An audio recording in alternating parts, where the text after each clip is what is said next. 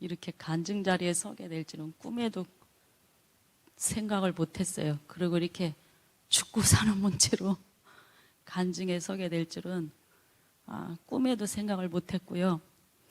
사람이 한치 앞을 알 수 없구나. 네, 많은 걸 깨닫게 됐어요. 연이어서 제가 간증을 조금 하면요. 제가 중학교 때 예수님을 만나게 돼요.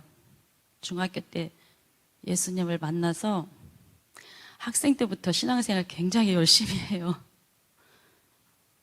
그땐 금요 철야가 새벽 4시까지 할 때인데 아주 미친 듯이 교회 가서 예수님을 만났기 때문에 확실히 믿어가지고 굉장히 열심히 하다가 제가 직장 생활하고 사회생활 하다가 할 때 신앙이 뚝 떨어져요.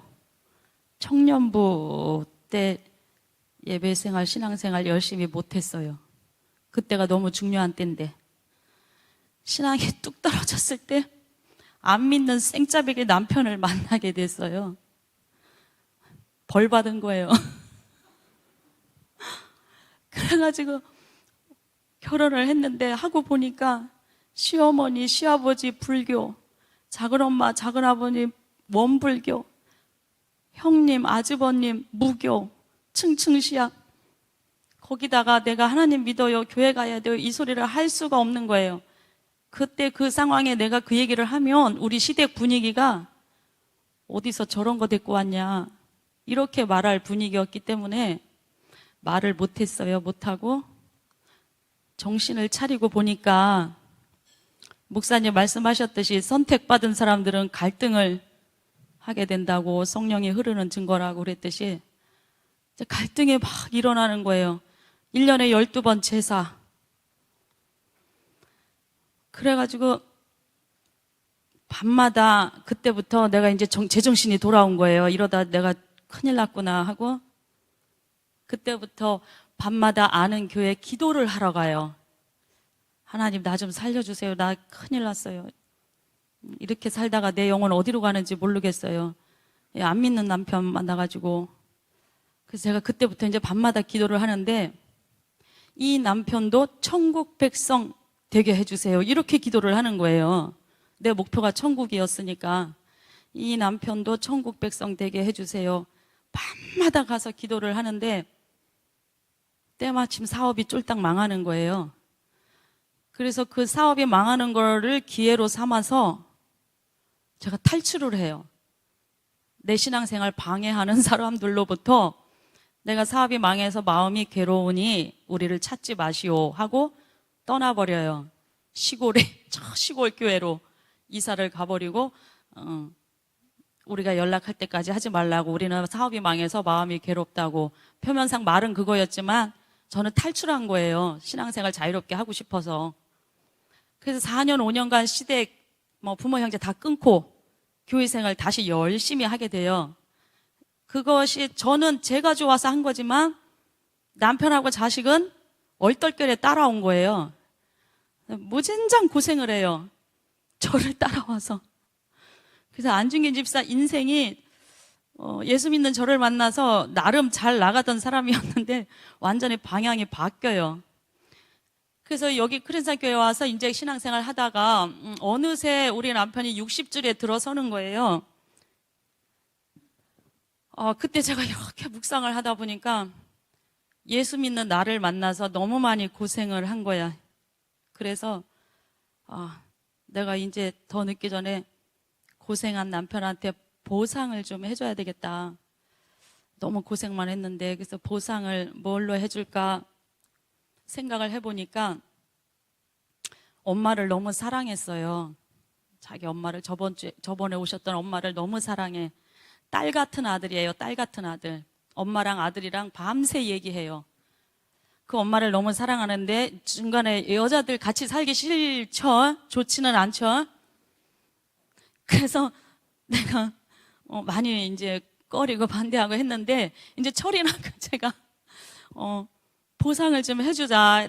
신앙생활은 나 때문에 많이 고생했는데, 끌려다니고 고생했는데 보상을 해주자 하고 시어머니랑 함께 삽시다 결단을 내리고 얼씨구 좋다고 웬 떡이냐 하고 얼른 이사 준비를 하더라고요. 그래서 저도 만병하기 전에 얼른 준비를 해가지고 2월 4일 날 수원의 집으로 이사를 들어가요. 아들하고 엄마하고 얼마나 좋아하는지 아주 어머님이 내 아들이 위에 있으니까 내가 얼마나 든든, 20년 동안 홀로 외롭게 사셨는데 아들 며느리가 들어오니까 너무 좋으셔가지고 어쩔 줄을 모르고 이 아들도 엄마랑 사니까 어쩔 줄을 몰라. 진작에 내가 소원을 들어줄 걸, 이렇게 좋아하는데 나 하나 참으면 될 걸. 2월 4일 날 이사를 들어갔는데 딱 5일 살았어요. 5일 살았는데 2월 9일 날 이제 어머님이 아들하고 함께 명절을 보내게 됐다고 일주일 전부터 시장을 보시는 거야. 맛있는 거 해주신다고. 2월 9일 날 어머님하고 음식을 하려고 시장 본 걸 풀르고 있는데 전화가 오는 거예요. 전화를 받았더니 안중근 집사 직장 동료 절친한 형님인데 목소리가 정일이 엄마 안 사장이 쓰러졌어요. 그 목소리가 얼마나 떨면서 전화를 하셨는지 그 전화를 받고 제가 표정이 싹 바뀌니까 시어머니가 딱 쳐다봐요. 그래서 얼른 전화기를 들고 2층으로 막 뛰어 올라갔어요. 시어머니 놀랄까봐.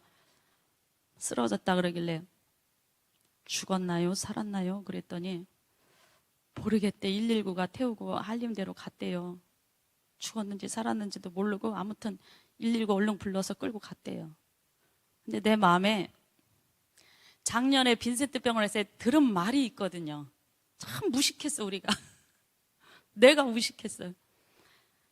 들은 말이 있었는데 하나님 붙잡아 주세요 이러고만 사는 거예요.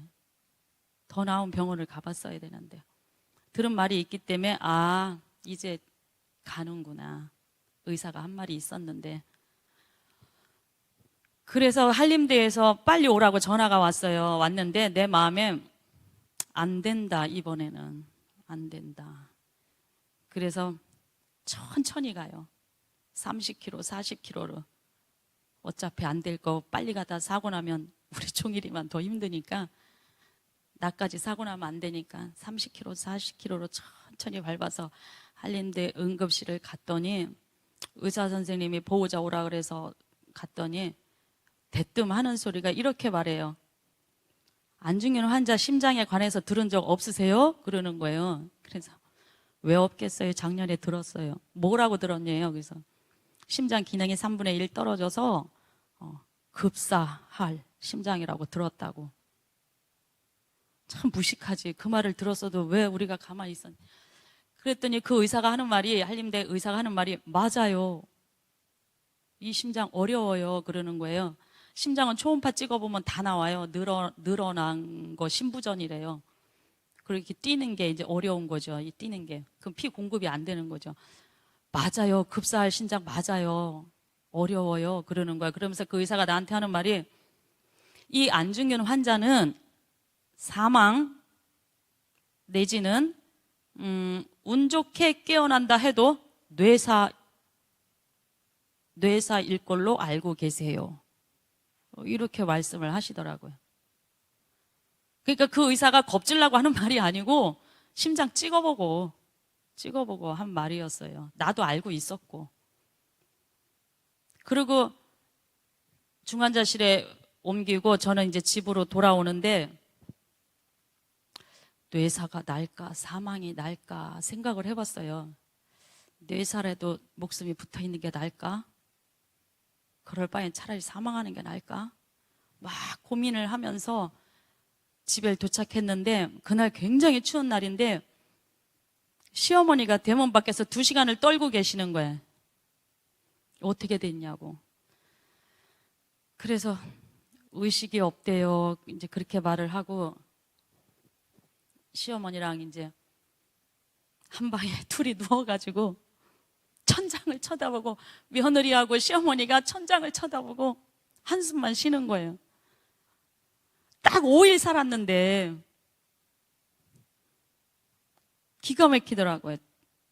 그렇게 좋아하는 엄마하고 5일 살았는데 내가 좀 더 일찍 서둘러 줄 걸. 딱 5일 살고 가는구나. 너무 가슴이 아프더라고요. 그래서 그 다음날 아침에 새벽에 어머님이 밥을 따뜻하게 해가지고 얘야 이거 먹고 가거라, 너까지 쓰러지면 안 된다. 그래서 밥을 해놓으셨더라고. 그래서 그걸 먹고 한림대를 갔더니 여전히 이제 의식이 안 돌아온 거죠. 한번 보여드릴게요. 제가 사진 드렸죠. 상태를 깜짝 놀랐어요. 저 이런 모습을 처음 봐가지고.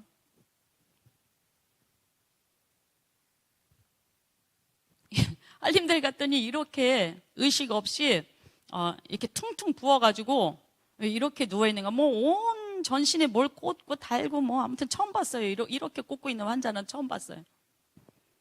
뭐 눈을 내가 만져보고 까보고 다 해도 뭐 끄떡도 없고 이런 상태로 있었는데 첫째 날도 의식이 없고 둘째 날 아침에 갔는데 또 의식이 없어요. 그대로예요. 그런데 제가 목사님 말씀하셨듯이 기도 부탁을 해본 적 한 번도 없어요. 제가 다 그냥 기도해요. 하나님 살려주세요. 하나님 도와주세요.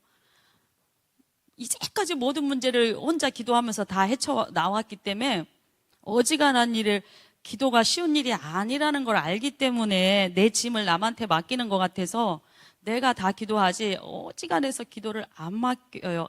부탁을 안 해요. 그런데 죽는 건 기정사실이구나 생각이 들어서 밤에 혼자 누워있다가 기도를 해봐야 되겠다 하고 앉았는데 한마디도 안 나와요. 기도가 한마디도.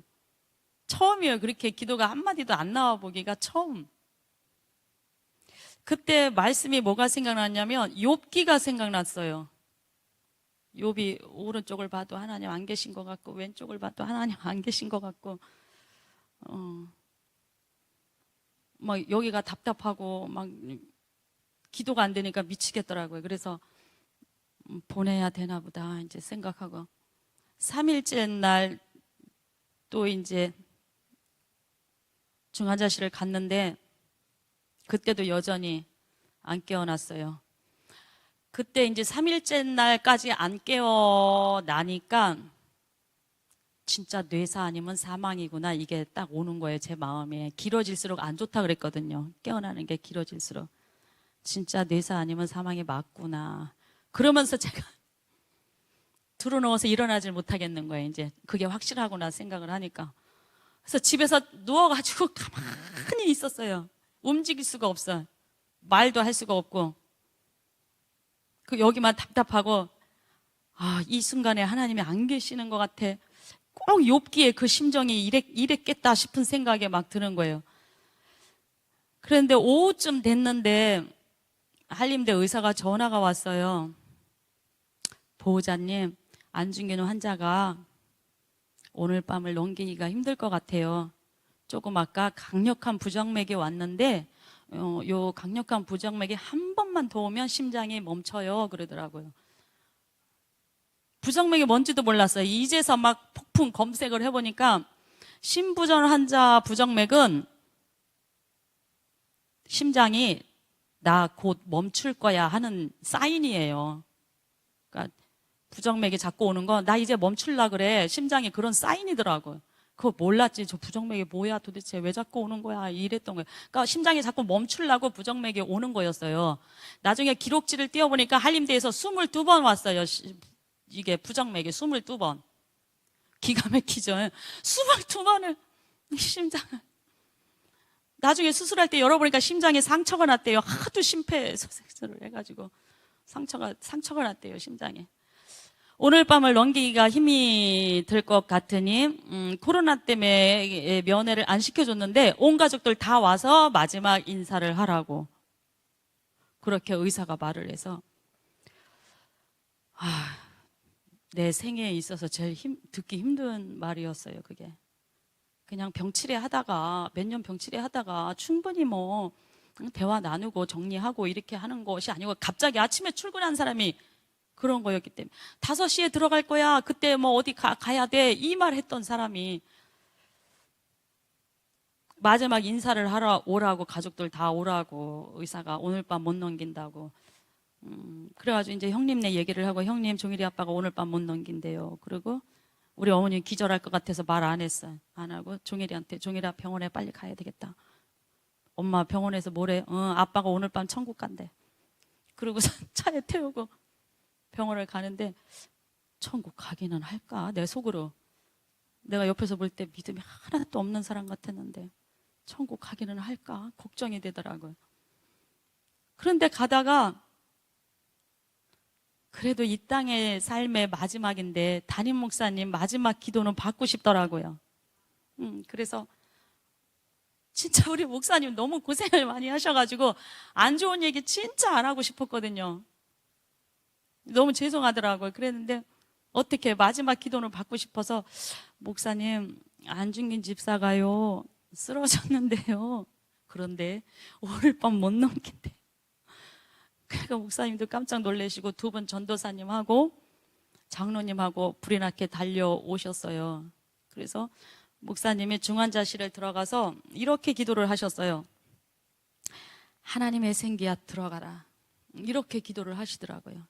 하나님의 생기야 들어가라. 이렇게 기도를 해주셨어요. 그리고 이제 복도에 나와서 제가, 목사님 장례식을 어떻게 해야 될까요? 그랬더니 교회에서 할 테니까 걱정하지 말라고. 알겠다고. 이제 나는 이제 장례 준비를 하는 거예요. 그리고 목사님 그러면 일단 집에 가서 쉬고 계시라고 제가 연락 바로 드리겠다고. 죽으면 연락 바로 드리겠다는 얘기죠. 그리고 목사님 보내놓고 중환자실에 앉아 있으려니까 앉아 있을 수가 없어. 너무 힘들어서 막 들어 눕고 싶은데, 그래서 병원에다가 내가 집에 가 있을 테니 이 환자가 죽게 되면 저한테 전화를 주세요. 내가 여기 지금 들어 누울 수가 없다고. 알았다고. 그래서 집에 왔어요. 집에 와서 죽는다는 전화를 받아야 되니까 핸드폰을 꼭 손에 쥐고, 잠들면 안 되니까 잠도 안 오지만 벽에 딱 기대가지고 이 진동도 놓으면 못 들을까봐 소리로 바꿔놓고 이렇게 핸드폰을 꼭 쥐고 벽에 이렇게 가만히 기대 앉아 있어요. 전화만 딱 왔다 하면 사망했습니다. 전화기 때문에. 지금 이렇게 태연하게 얘기를 하는데요. 그때는 내 인생의 제일 힘든 밤이구나. 내 인생의 제일 고통스러운 밤이구나. 내가 이런 고통을 겪을 줄 몰랐네. 그러면서 막 고통을 겪은 사람들이 막 생각이 났어요. 그분들도 다 이런 아픔들을 겪고 넘어간 거였구나. 감당이 안 되는 거야. 여기가 답답해서 막 진짜 산소호흡기를 갖다 대고 싶어. 숨이 안 쉬어져서. 이걸 핸드폰을 쥐고 죽는 전화를 기다리는 거잖아요. 숨이 안 쉬어지는 거야. 산소호흡기가 있었으면 좋겠다. 기도도 안 나오고 그냥 하나님 뜻이 뭔지 모르겠어요. 고작 엄마랑 5일 살고 가게 하시려고 그렇게 불이 나게 이사를 가게 하셨습니까? 하루도 안 사는 것보다 낫다 생각도 들더라고요. 5일이라도 살았으니까. 그리고 그 밤에 전화기를 들고 뜬 눈으로 잠들까봐 벽에 기대서 고통스러운 밤을 보내고 있는데, 새벽에 깜빡 잠이 들어요. 새벽에 깜빡 잠이 들었는데 제 앉은 자리에 빨간불이 그 위급 신호라는 걸 그때 알았네요. 내가 앉았던 자리에 빨간불이 번쩍번쩍 들어오면서 삑삑삑삑삑삑삑 소리가 나는 거예요. 꿈에. 그게 급하다 이 소리예요. 무슨 알람 소리처럼. 그래서 너무 놀래가지고, 아니 내 자리에 왜 빨간불이 막 삑삑삑삑삑삑삑 난리가 났어요. 그래서 손에 있는 핸드폰에도 빨간불이 번쩍번쩍 들어오면서 삑삑삑삑 소리가 나는 거예요. 그게 급하다는 신호였어요. 그게 제가 처해 있는 그 상황이 급한 상황이라는 거를 보여준 거죠. 내가 멍하니 어떻게 할 줄을 몰라가지고 도대체 내 자리에 이 빨간불이 막 삐용삐용 난리가 났어요. 그랬는데 그 순간에 이쪽 줄에서 한 줄, 이쪽 구멍에서 한 줄 사람들이 쏟아져 나오고, 이쪽 구멍에서 한 줄 사람들이 쏟아져 나오고, 저쪽 구멍에서 사람들이 한 줄 쏟아져 나오고, 저쪽 구멍에서 사람들이 한 줄 쏟아져 나오는데 그 사람들이 질서정연하게 착착착착착 쏟아져 나오는 거예요. 그래서 이렇게 보니까 그 사람들이 기도의 용사들인 거예요. 그 사람들이 질서정연하게 이쪽 줄, 이쪽 줄, 이쪽 줄, 이쪽 줄에서 착착착착 나오더니 내 불을 끄기 시작하는 거예요. 기도를 하면서 내 불을 끄기 시작하는 거예요. 너무 놀랐어요. 그 기도의 용사들의 표정이 얼마나 진지한지, 이 불을 끄리라 막 아주 무장을 하고 각오를 하고 막 기도들을 하는 거예요. 그 많은 무리들이. 그래가지고 꿈을 딱 깼어요. 새벽에 가려고 했는데 기도로 막아졌는가도 몰라요. 새벽에 딱 그걸 꿈을 꾸고, 희한하다, 내 자리에 빨간 불이 들어오고 그 어디서 그렇게 사람들이 착착착 줄 맞춰서 질서정연하게 기도의 용사들이 내 불을, 나는 한마디도 못해요. 내 불에 어떻게, 내가 이 급한 불을 어떻게 꺼야 되는지 조차도 몰라요. 바라만 보고 있었어요. 근데 그 사람들이 기도로 내 불을 꺼주는 거예요. 그 많은 사람들이 질서정연하게 나오더니, 그 새벽에 그걸 봤음에도 불구하고 현실은 죽는다는 전화를 기다려야 되는 거예요. 새벽에 그걸 봤음에도 불구하고. 그래서 전화기를 꼭 쥐고 계속 누워 있었어요. 누워 있었는데 신기하게 오후쯤, 점심 12시, 1시, 2시 이쯤인가? 제가 누워서 기류가 바뀌는 걸 느껴요. 먹구름이 물러가는 거예요. 그걸 느끼는 거예요. 내가 새벽에 기도의 용사들이 기도하는 거 보고 점심때 누워서 먹구름이 싹 거치는 거, 기류가 바뀐다, 뭔가 평안의 바람이 분다, 이거를 느끼는 거예요. 내가 신기하다, 현실은 그게 아닌데 영으로는 뭔가 평강의 바람이 부네. 그걸 느끼고 가만히 누워 있었어요.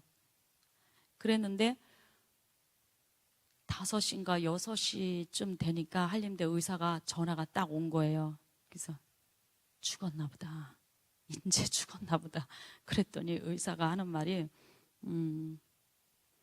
이 환자는 이대로 내버려 두면 오늘 밤이나 내일 밤 안에는 100% 죽습니다.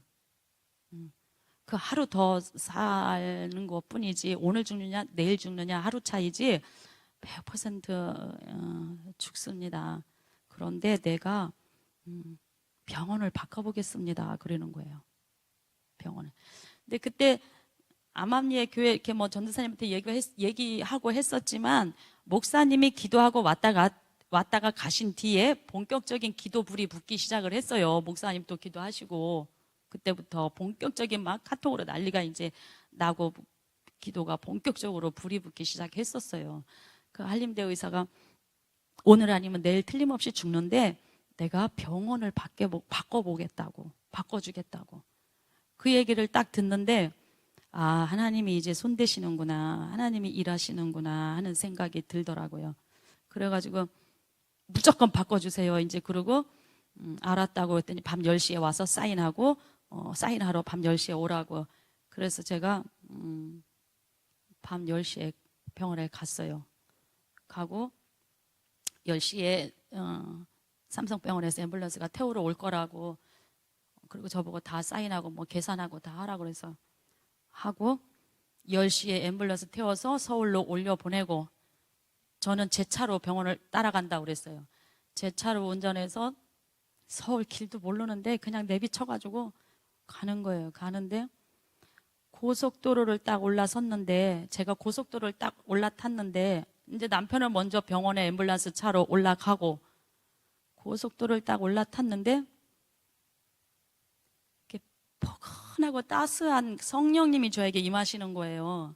훅 하고 임하는 거예요. 이렇게 포근하고 따스한 부드러운 성령님이, 얼마나 내가 이 간이 저렸겠어요. 훅 임하시더니 이렇게 평강을 주시면서 제 입에서 노래가 나오기 시작을 하는 거예요. 그 목사님, 예수님처럼 작사 작곡해서 나오듯이 막 작사 작곡을 해서 노래가 뭐, 이 아들을 사랑하신 하나님 감사해요, 뭐 함께 해주셔서 감사해요 하면서 노래가 막 아름답게 나오는 거예요. 처음이죠. 그런 거 경험이. 그 노래가 얼마나 아름다운지 운전을 하면서 노래 부르다가 고속도로 출구를 놓쳐버려요. 노래가 너무 아름다워서. 그래가지고 뱅글뱅글 한두 시간 뱅글뱅글 돌아가지고 성령님 지금 노래 부를 때가 아닌 것 같아요. 길을 잃어버렸어요. 그러고서는 간신히 찾아가지고 이제 삼성병원을 가서 중환자실에 인수인계를 하고 사인 다 하고 그리고 집에 2시 반에 내려왔어요. 내려오고 제가 지친 거예요. 너무 지쳐서 다음 날은 면회 안 갈랜다. 너무 힘들어 죽겠다. 내가 먼저 죽겠다. 그러고서 병원에 전화를 해요. 다음 날 왜냐면 안 깨어나서 잠만 자고 있을 거 뻔하니까 그 잠자고 있는 거 보고 오느니 내가 하루 쉬어야 되겠다 하고 병원에 전화해서 내가 내일 면회를 쉬겠다고 너무 힘들어서 그런다고 그랬더니 안 된다는 거예요. 이제 왔기 때문에 뭐 사인해야 될 게 많다는 거예요. 그래서 또 무릎도 아프고 허리도 아프고 죽겠는데 질질질 끌고 또 병원을 아침에 갔더니 중환자실에 들어갔더니 이 사람이 의식이 돌아온 거예요. 옮기자마자. 그러면서 간호사가 어저께 돌아왔어요. 어저께 밤부터 의식이 돌아왔어요. 우리 다 알아봐요. 그러는 거예요. 그래서 나는 뇌사 소리를 들은 게 있잖아요. 그래서 진짜 돌아온 게 맞나? 그래가지고 이렇게 쳐다봤더니 눈을 동그랗게 뜨고 있는 거예요. 나를 알겠냐고 했더니 눈으로 여기 호스를 이렇게 꽂고 관을 꽂고 입에 있었고 눈으로 안다고 이러는 거예요. 그래서 제가 깨어난 사람한테 제일 먼저 이제 한 말이 뭐냐면 귀에다 대고 통장 비밀번호 온정신 돌아왔을 때 빨리 통장 비밀번호 좀 빨리 말해봐. 통장 비밀번호 기억나? 그랬더니 끄떡끄떡해요. 근데 말을 못하잖아. 이 관을 끼고 있으니까. 보험금이 피보험자 통장으로 다 들어와요. 그래서 그거 빨리 빼서 병원비를 이렇게 내야 되는데 아무것도 몰라요, 저는. 그래가지고 이 비밀번호를 이 관을 꼈으니까 말을 못하잖아. 그래서 제가 이랬어요. 비밀번호가 4개인데 첫 번째부터 할 테니까 맞으면 끄떡 아니면 이렇게 첫 번째 비밀번호 1 아니래, 2 아니래, 3 맞대, 두 번째 1 아니래, 이렇게 해가지고 4자리를 알아내요. 그러니까 간호원이 지금 뭐 하시는 거냐고. 그래서 아무것도 아니에요. 그러고 비밀번호를 얼렁 알아내고 진짜 이게 맞을까? 이제 의심이 드는 거예요. 온정신 돌아온 게 맞을까? 얼른 또 가서 이걸 해보는 거예요.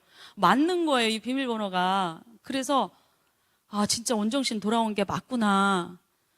그러고서는 다음날 또 이제 면회를 또 10시에 갔는데 이 사람 눈동자가 이상한 거야. 눈동자가 완전히 공포에 사로잡힌 거예요. 그래서 그때 제가 뭐라 그랬냐면 카톡으로 죽음을 혼자 사투를 벌이면서 두려운가 보다고 눈빛이 이상하다고 제가 그랬거든요. 눈이 막 이딴만 해서 막 두리번 무서워서 어쩔 줄을 모르는 거예요. 뭔가를 본 눈 같은데 중환자실에 악한 영들이 많아서 그 악한 영의 실체를 보나? 그 생각도 들기도 하고 눈동자가 너무 이상한 거예요. 막 공포심이 사로잡혀 있는 거예요. 그래서 30분 면회 시간 딱 짧은데 30분 내내 기도만 하고 이제 나오는데 안 되더라고. 그 눈이 공포스러운 눈이 안정이 안 되더라고요. 그래서 이상하다. 돌아올 때 저 눈이 이상하다. 그러고서 너무 무서운가 보다. 그리고 이제 돌아와서 다음날 또 30분밖에 안 돼요, 면회가. 다음날 또 면회를 갔는데 그때도 역시 눈이 막 공포에 사로잡혀 있어요. 의사가 저를 불러요.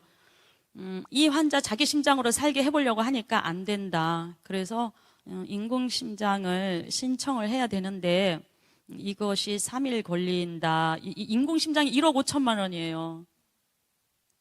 옛날엔 돈 없어서 못했대요. 근데 지금 다행히 작년 8월부터 나라에서 해줘서 10%. 8월 이전에 쓰러졌으면 1억 5천이 들어와야 되는 거예요. 그것도 기가 막히고. 그랬는데 의사가 이걸 신청을 해야 되는데 3일이 걸리니 강건은 3일 안에 자기 심장이 제발 버텨줘야 된다. 이 환자가 부정맥이 자꾸 오는 환자지 않냐. 그래서 그런 줄 알아라. 그래서 알겠다고 신청 일단 해달라고. 그러고서는 또 목사님한테 또 전화하는 거예요. 목사님, 이거 승인이 빨리 나야 되고요. 이거 승인 날 때까지 이 심장이 잘 버텨줘야 된대요. 또 목사님한테 또 막 급한 건 다이렉트로 전화하는 거예요. 제가 좀 덜 급한 건 진짜 막 저기 하고, 급한 거는 목사님한테. 제가 한 번도 진짜 기도 부탁을 하는 사람이 요번에 처음으로 많이 부탁을 해봤어요. 살려야 되니까. 그래가지고 이거 3일이 걸리는데 자기 심장이 버텨줘야 되는데 목사님 그걸 기도해줘야 돼요. 그랬더니 알았다고 그러고 막 이제 했는데, 내일 수술할 거면 그 전날 제가 면회를 갔더니 중환자실 담당 의사가 난리가 난 거예요. 저한테. 이 안중현 환자 때문에 미쳐 죽는 줄 알았다. 왜요? 그랬더니 제가 죽기 전엔 전화하지 말라 그랬거든요. 병원 전화만 오면 제가 먼저 죽는 거예요. 제가 먼저 죽는 거야. 전화만 오면 이것도 무슨 전화야. 그래서 제가 삼성에 가서는 부탁을 했어요. 죽었으면 전화하시고 죽지 않았으면 무조건 치료하시고 사인은 내가 한꺼번에 할 테니까 제발 전화하지 마세요. 내가 먼저 죽어요. 그랬더니 그래서 전화를 안 했대요. 난리가 났대요. 그 수술하기 전에 강력한 부정맥이 왔는데 전기 충격기를 3번 갖다 댔는데 안 돌아오더래요. 그러니까 전기 충격기 자꾸 이 충격이 갈비뼈가 부러질 정도의 충격이라네요. 전기 충격기가. 그래서 마냥 갖다 댈 수가 없나 봐요. 그래서 3번을 갖다 댔는데 안 돌아왔대. 그래서 의사들이 이 환자 포기하자. 안 된다. 포기하자. 끝내자. 그랬는데 마지막 한 번 더 해보자. 마지막 한 번 더 해보자 해서 전기 충격기를 갖다 댔는데 심장이 돌아온 거예요. 그래가지고 자기네가 10년 감수한 거, 자기네가 더 죽을 뻔했다는 걸 아주 너무, 그 의사들이 보니까 뭐 안 그런 사람들도 있고 그런 사람들도 있지만 그분들을 제가 보니까 직업의식으로 하는 게 아니고 자기네도 자기 환자가 하나 죽어나가면 진짜 혀를 깨문다 그러더라고요.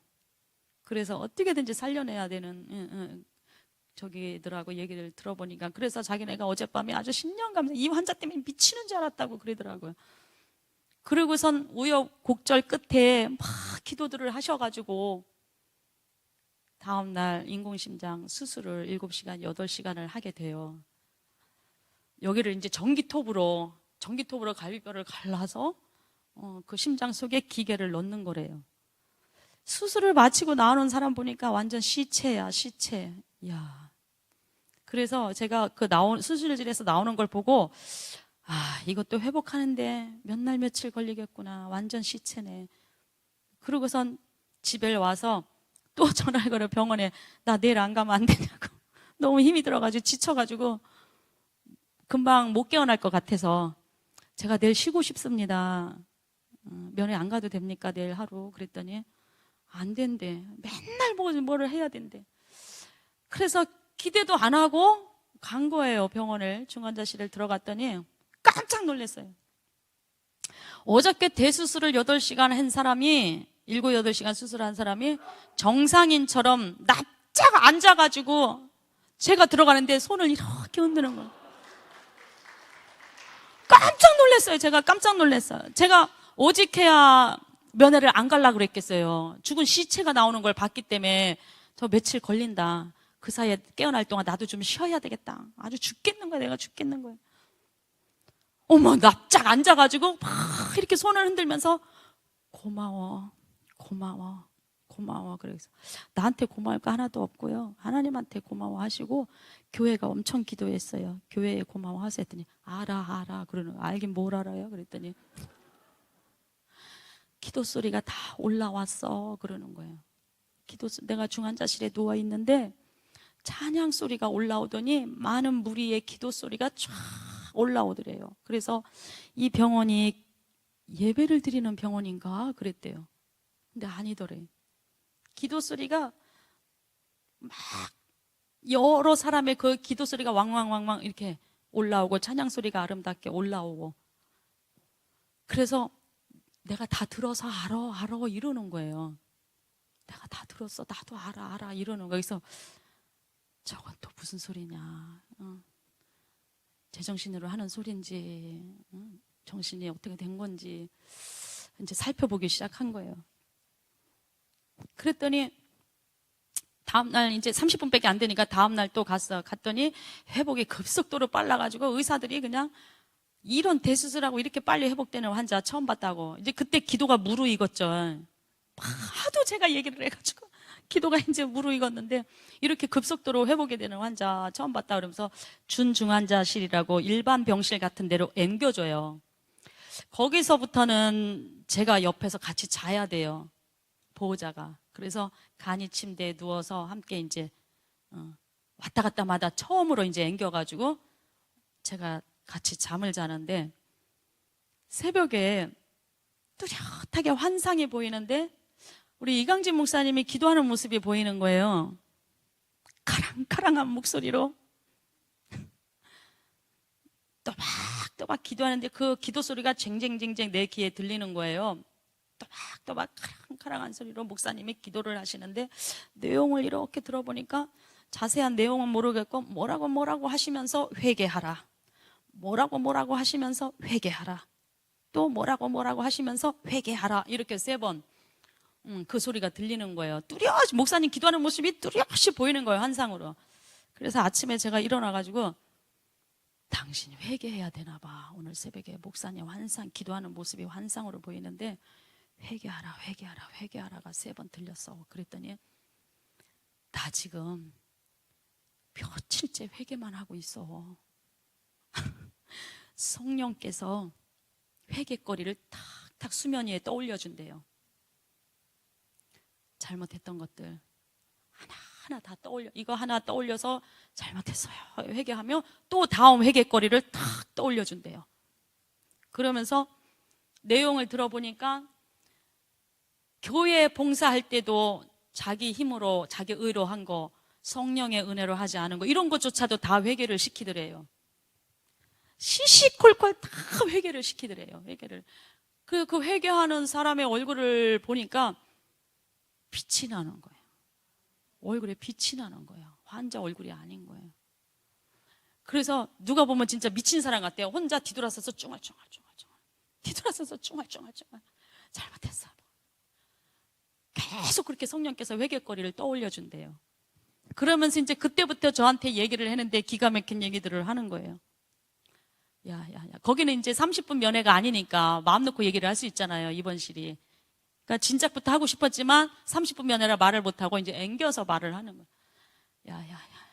나는 솔직히 너 따라 그냥 교회 간 거야. 가정의 평화를 위해서. 진짜 천국과 지옥이 있을까? 진짜 있을까? 이랬다는 거죠. 그런데 자기 얘기를 하는 거예요. 중환자실에 누워 있는데 천장에 스크린이 쫙 펼쳐지면서 지옥의 광경이 펼쳐지는데 제일 먼저 본 게 대기업 회장들 고통받는 거. 대기업 회장들이 엄청 고통을 받고 있더래요. 그래서 대기업 회장인지 어떻게 알았냐고 그랬더니 명함이 딱 이렇게 붙어 있대요. 뭐 삼성 이건희 뭐 이런 식으로, 그분 얘기하는 게 아니지만 삼성 이건희 이런 식으로 딱딱 명함이 있어서 어느 기업 회장인지 알 수가 있었대요. 엄청나게 고통을 받는데 예수 안 믿고 엄하게 돈 버는 사람들은 정면은 사람인데 뒷면은 사단이더래요. 뒤돌아서면 사단이래. 그래서 야, 예수 믿는 사람이 돈 버는 거는 하나님이 재정에 기름 부으셔서 버는 거지만 안 믿는 사람이 버는 거는 사단이 아이디어를 줘서 버는 것 같더라. 뒷면은 사단이고 앞면은 그 회장이더라 하면서 그런 얘기, 이제 이상한 얘기를 막 하는 거예요. 그래서 내가 저 말씀하고 비춰가지고 맞나 틀리나 또 막 내가 또 판단을 또 해보는 거예요. 그러면서 또 뭐 봤는데? 뭘 봤는데 했더니 일단은 지옥은 마귀들 형상, 우리가 실제로 보면 끔찍하겠죠. 안 봤으니까 그냥 마귀 하는데 실제로 이 마귀 형상을 보니까 끔찍해서 볼 수가 없대요. 그래서 마귀 형상만 보는 것만으로도 이 공포에 사로잡혀가지고 어떻게 할 수가 없더래요. 그 마귀 형상들이 실제로 이렇게 보니까. 그래서 너무 끔찍해가지고 이리 돌리고 저리 돌려도 돌리는 데마다 다 스크린이 펼쳐져가지고 보니까 세상에, 그러니까 너무 공포심 속에서 보이는 것만 이렇게 보는데 자기가 이렇게 언뜻 보니까 세상에서 하나님보다 더 즐기고 누리고 사랑했던 것들로 고통을 엄청 받더라. 그 얘기를 하더라고요. 그래서 제가 그 말을 듣는 순간 그 누가복음 16장 그 부자와 나사로가 생각이 났어요. 그 부자가 엄청 고통받을 때 너는 거기서 그렇게 즐겼으니 너는 여기서 고난을 받아라 했던 그 말씀이 이렇게 생각이 나더라고요. 세상에서 하나님보다 더 즐기고 사랑하고 누렸던 것들로 엄청 돈 좋아하는 사람들 돈벼락 맞아가지고 숨을 못 쉰대요. 돈에 깔려서 돈 좋아하는 사람들 돈에 깔려가지고 숨을 못 쉰대요. 너 좋아하는 돈 좀 실컷 줘볼게 하고 그냥 산더미 같은 돈 줘봐요. 깔려가지고 숨을 못 쉬는 거예요. 그리고 식탐 막 먹는 거 막 엄청 막 먹는 거에 사로잡혀 있는 사람들이 있죠. 우리가 살아야 되니까 먹고 건강해야 되니까 먹지만 사로잡혀서 막 먹는 사람들이 있죠. 그러니까 식탐 막 재우지도 않고 쉬지도 않고 계속 먹여가지고 그 먹는 고통으로 아주 막 미친대요. 계속 먹여가지고. 그래서 언뜻 얘기를 들으니까 이 땅에서 자기가 만약 운동 또 사로잡혀서 운동하는 사람들이 있죠. 운동이 아주 그냥 안 하면 안 되는, 하긴 해야 되지만 완전 사로잡혀서 하는, 쉬지 않고 운동을 시키면 미친다는 거예요. 쉬지 않고 그 운동을 계속. 그래서 언뜻 들으니까 지옥은 자기가 공포 속에 슬쩍슬쩍 이렇게 봤는데 이 땅에서 이 세상에서 살면서 하나님보다 더 마음이 빼앗기고 사로잡혀가지고 했던 사람들 그런 것들로 인해서 이렇게 벌 받는 것 같더라. 이제 그 얘기를 해요. 그래서 14시간을 꼼짝없이 끔찍한 광경을 보고 났는데 14시간 보고 나더니 자기 몸이 붕 떠가지고 강대상 뒤쪽으로 이렇게 자기 몸을 내려놓는데 딱 내려다 보니까 이 땅에선 볼 수 없는 너무나 아름다운 동산이 펼쳐져 있더래요. 동산. 천국이더래. 자기 볼 때 이게 천국이구나 할 정도로. 그래서 제가 예수님도 봤어요? 그랬더니 동산 중앙에 강력한 빛이 있는데 그 빛이 동산을 쫙 반사해서 비춰서 동산이 황금 물결로 반짝반짝반짝반짝. 그 중앙에 있는 빛이 비춰가지고 동산이 반짝반짝반짝. 그러면서 뭐라 그러냐면 그때 병원에서 실제 얘기할 때 완전히 흥분 상태였어요. 바로 봤으니까. 지금 차분히 얘기하는데 그때 저한테 야야야야 나무하며 과일하며 강물하며 이 동산이 어떻게 말로 표현이 안 돼. 지옥은 너무 끔찍해서 말로 표현이 안 되고 천국은 너무 아름다워서 말로 표현이 안 돼. 그러면서 내가 27년 교회를 다녔는데 나 솔직히 의심했다 그러는 거예요. 솔직히 의심했다 그러더라고요. 그런데 진짜 있다. 그리고 그 지옥에서 고통받는 사람들 내용을 보니까 자기 속에 다 있는 것들. 텔레비전 밤새 보고 텔레비에 꽉 갇혀가지고 숨도 못 쉬고 자기 속에 다 있는 것들. 그런 것들을 아주 보고 깨닫고 천국의 안쪽에는 구경을 못했어요. 그랬더니 나 거기 들어가면 안 나와. 천국 그 동산 안에 들어갔으면 안에까지 들어가서 다 구경을 했으면 안 나온대요. 너무 좋아서 안 나온대요. 그래서 확실히 본 게 맞구나. 그러면서 퇴원하기 전까지 퇴원해서도 얼마 동안은 그 지옥의 공포심 때문에 잠을 못 잤어요. 나 잠을 못 자. 눈만 감으면 떠올라 그러더라고요. 잠을 못 자고 그냥 두리번 하는 거예요. 그래서 지금 조금 가라앉았어요. 그러면서 중환자실에서 그 기도 소리와 찬양 소리가 쫙 올라오고 나더니 누군가가 자기 발을 살포시 만지는데 간호사인가 김미호권사인가 하고 눈을 떠보니까 아무도 없었대요. 근데 왼쪽 발서부터 주물러서 머리서부터 오른발로 이렇게 주물러서 내려가는데 그 느낌이 너무 좋아가지고 예수님이 오셨구나. 눈 떠보면 없는데 눈 감으면 누가 주물러 주는 거예요. 그래서 근데 그 주물러 주는 그 느낌이 너무 행복해 돼요. 말로 표현이 안 되게 너무 좋아가지고 예수님 오셨어요. 힘드신데 그만 주무르세요. 괜찮아요. 괜찮아요. 그러면서 그 예수님의 그 터치를 느낀 것 같아요.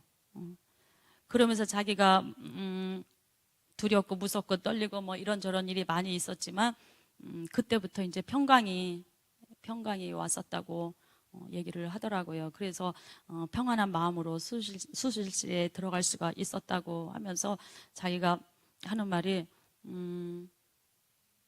중보기도를 자기가 소리를 안 들었다면 우연의 일치일 수도 있고 그냥 하나님이 살릴래 살렸나 하고 우연의 일치일 수도 있겠지만 자기는 분명히 중환자실에서 중보기도 소리가 쫙 올라오는 걸 들었기 때문에 자기는 중보기도로 살았다는 거예요. 그리고 내가 봐도 나는 기도 한마디 못 해보긴 처음이었거든요. 한마디를 못했어요, 기도를. 그런데 새벽에 보여줬잖아요. 기도 용사들이 쫙 나와가지고 내 불을 끄는 거예요. 내 불 끄는 걸 보여줬잖아요. 그래서 제가 이제까지 내 문제를 다 내가 그냥 기도하고 살아오고 이렇게 했는데 이 문제 앞에서 내가 기도할 수가 없었는데 이 중보기도가 대단한 거구나. 중보기도가 진짜 대단한 거구나 하는 거를 우리 부부가 이번에 절실히 깨달은 거예요. 깨닫고 이제 너무 이제 경과가 좋고 회복이 잘 되고 해서 퇴원을 했는데 제가 궁금했던 게 12일 날이 구정인데 어떻게 일사천리로 병원을 그렇게 이렇게 절차를 밟아서 빨리빨리 들어가게 됐는지 이제 그게 이제 궁금했었어요. 구정날이었거든요. 솔직히 한림대 내가 면회 갔을 때마다 그 의사는 못 봤어요. 내가 진짜 조금 마음이 안 좋았어요. 이 중환자를 놔두고 이 새파랗게 어린 의사를 붙여놓고 학생 같은 새파랗게 어린 의사를 붙여놓고 그 담당 교수는 얼굴 보이지도 않고 비치지도 않고 너무 내가 진짜 마음이 안 좋았거든요. 어떻게 이렇게 일사천리로 옮겨졌을까 그게 이제 궁금했는데 어디다 물어볼 수도 없고 알 수도 없었고 했는데 이 병원에서 퇴원할 때 이 삼성병원 의사가 퇴원 후에도 환자들하고 소통을 하고 싶어 해요. 소통을 하고 싶어 해서 밴드를 가입을 해요. 밴드를 만들었어요. 그래서 퇴원할 때 이 환자들이 밴드를 가입을 해요. 잘 퇴원했습니다. 감사합니다 하고 감사 인사를 밴드에다 이렇게 올렸는데 그 의사가 이제 답글을 올린 거예요. 그래서 답글을 올리고 보니까 이제 그 내용을 알게 된 거예요. 제가 그걸 잠깐 읽어 드릴게요. 그 의사 선생님이 올린 글을 잘 퇴원했다고 이제 밴드에 올리니까 의사 선생님이 뭐라고 하셨냐면 안준균 님께서 가입 인사하셨네요. 제가 일을 하면서 가장 큰 보람을 느낄 때가 이렇게 어렵게 이송에 오신 분이 건강하게 퇴원하실 때입니다. 최근 환자분 중에는 저도 가장 기억에 남는 상황을 안준균 님이 주셨습니다. 안준균 님은 2월 12일에 제가 올린 그 사진의 주인공이십니다. 설날 당일 저녁에 집에서 쉬고 있는데 갑자기 타병원 내과 교수님이 다급하게 연락을 주셨었죠. 사실 휴일에는 환자분 모시러 잘 가지 않습니다. 차량도 믿음직스럽지 못하고 우리 병원 간호사 지원도 되지 않기 때문입니다. 솔직히 전화 주신 타병원 내과 교수님이 환자분 꼭 살리고 싶다고 휴일에 고생하시는 열정에 감동을 받아서 급히 당직 전공의 주사 펌프 등 사용 방법 등을 가르쳐서 간호사 역할을 시키고 당직 체외순환사 선생님이랑 사설 앰뷸런스를 타고 급히 다녀왔던 것입니다. 오랜 기간 에크모와 수술 그리고 이후 회복을 잘해주심에 감사드리고 어려운 상황에 저희를 믿어주신 부인분께도 감사드립니다.